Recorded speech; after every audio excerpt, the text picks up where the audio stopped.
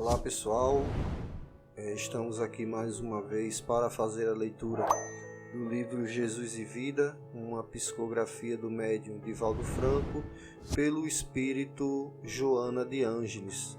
Hoje nós vamos abordar o tema, hoje como ontem, que eu acredito que seja a nossa quarta parte, já que nós estamos aí fazendo essa leitura. Não é um estudo aprofundado, o intuito é mais levar esse conhecimento àquelas pessoas que não têm condição de fazer uma leitura. Então o objetivo é ajudar essas pessoas, dentro desse processo de entendimento. Então vamos começar, a primeira parte desse estudo, e vamos ter a oportunidade de entender um pouco do que Joana de Ângeles acredita, e passou para a gente como grande ensinamento. Ela começa dizendo assim: quando Jesus veio ter conosco na terra, o mundo encontrava-se conturbado e as criaturas haviam perdido o rumo. A dor fizera presença constante nos corações, enquanto a esperança batera em retirada. A guerra hospedara-se em muitas nações que se entredevoravam em espetáculo dantesco, surpreendente.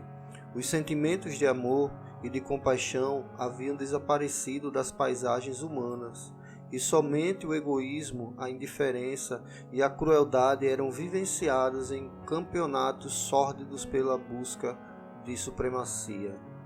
A arrogância dos fracos que se apresentavam como lhes competia com a crueldade que praticavam, a fim de inspirarem medo em vez de respeito ou consideração.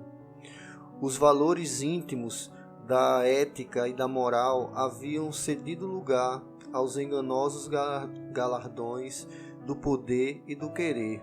A sociedade estossegava em convulsões afligentes e o povo, mais especialmente, pagava um insuportável tributo pela audácia de existir e respirar. Então, Joana de Ângeles ela fala para a gente justamente disso, desse período sombrio do passado, onde as pessoas exerciam uma dominação umas sobre as outras, e até os pobres e miseráveis também participavam desses atos de crueldade, de brutalidade. Então ela é muito assertiva quando ela fala dessa problemática, e a gente tem muito o que ainda aprender, porque a barbárie ainda existe, só que de formas diferentes. Então, dando continuidade ao que Joana fala, ela fala o seguinte, que o proletariado, os camponeses, os sem trabalho nem lar, eram considerados como escória, submetidos a condições abjetas, e a grande maioria chafurdava em índice abaixo da miséria econômica. Não havia lugar para a piedade nem para a misericórdia. Ele veio e rompeu a sombra dominante. Ele é Jesus, tá? Ele veio e rompeu a sombra dominante, oferecendo luz e calor a todos os infelizes que faziam parte dos esquecidos e detestados. Estabeleceu códigos de dignidade e enfrentou a petulância e o poder mentiroso dos fatos e enganados, demonstrando-lhes a fragilidade ante a doença, a velhice e a morte, quando não vitimados pela própria insensatez. Ergueu a sua voz e exaltou os dons imperecíveis da vida, centrados no amor e na compaixão, na misericórdia e na caridade. Ninguém jamais se atrevera antes a enfrentar a corrupção e o crime com a autoridade com que ele o fazia. A sua voz ressoava profunda nos lugares onde era enunciada, mas penetrava com vigor incomum nas consciências, arrancando-as do letargo e que aqui se haviam entregado espontaneamente. Então, Jesus ele teve um papel muito importante, nessa época, pois foi ele que realmente levou a civilização, né, a entender, a refletir, né, como o texto diz, ele adentrou nas consciências, né, das pessoas, daqueles que não entendiam o que era o amor, né, o que é o amor ao próximo, o amor abnegado, né, o sentimento altruísta de ajudar ao próximo. E isso tudo Jesus jogou na mesa e mostrou para eles o que era, né? E ele continua, né? Joana de Ângeles continua falando do papel de Jesus, né, ontem e hoje. Os seus feitos confirmavam a sua autoridade que precedia de Deus, em cujo nome viera modificar as paisagens humanas. Ninguém que tivesse a audácia de enfrentá-lo com êxito. Mesmo os permanentes inimigos da humanidade de todos os tempos, quando o tentavam, buscavam envolvê-lo nas suas tricas miseráveis, jamais o conseguiram vencer ou atemorizar. A sua energia não tinha limites, fazendo-se acompanhar de infinita compreensão por todos aqueles que se houveram transformado em abutres famintos, alimentando-se nos despojos dos seus próprios irmãos. Revolucionou as ideias e estabeleceu novos paradigmas para a felicidade, demonstrando que o verdadeiro triunfo não é aquele que se destaca sobre os cadáveres das vítimas, porém aquele que se vence a si mesmo, superando as paixões hediondas que o escravizam no eito da inferioridade. Sinalizou o caminho com pegadas luminosas, a fim de que nunca mais houvesse escuridão e desconhecimento da estrada a seguir. Então Jesus ele surge aí como um guia, né, para que nós possamos seguir no caminho correto, e ele faz um alerta que o alcance da felicidade, né, o alcance da alegria não é feita, né, na desgraça dos outros, né? A gente às vezes pensa que se eu prejudicar fulano no meu trabalho, ou seja lá onde for, eu vou ter a oportunidade de crescer em cima disso, né? E Jesus fala que é diferente, que nós precisamos crescer e evoluir de forma espiritual e moral, né? E que o nosso maior inimigo, né? Nosso maior inimigo é justamente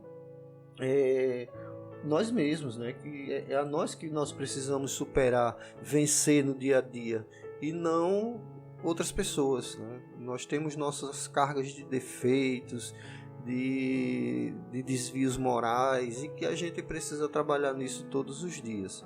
E Joana de Ângeles continua: embora desejasse a libertação das ciências e da pulcritude dos sentimentos, quase todos o buscavam, em face das limitações que os caracterizavam. Disputavam a recuperação dos tecidos orgânicos enfermos, dos distúrbios da emoção e desalinho, das distonias mentais, como também dos interesses mesquinhos que faziam parte do seu dia a dia tumultuado, das questiúniculas que lhes cabia resolver, mas preferiam transferir para ele. Nunca se fez juiz de contendas ridículas, nem se permitiu envolver com as torpes discussões da frivolidade, dos ódios que incendiavam os sentimentos.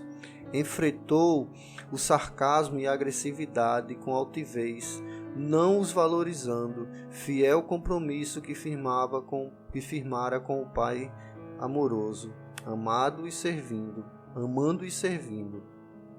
Por tudo isso e muito mais, ultrapassou os limites do tempo e do espaço geográfico que viveu, tornando-se invencível, enquanto legou o tesouro da imortalidade em direção ao futuro e ao dever perante o presente.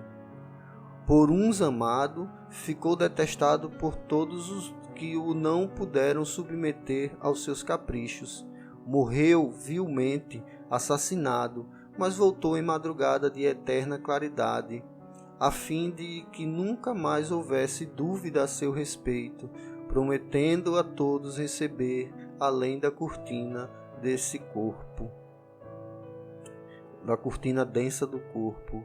Então, Jesus ele traz para a gente justamente isso, né? Que as pessoas elas têm essa tendência, né? Nós temos essa tendência de transferir para o outro coisas que são obrigações nossas, atitudes que nós temos que tomar, afazeres que nós temos que executar.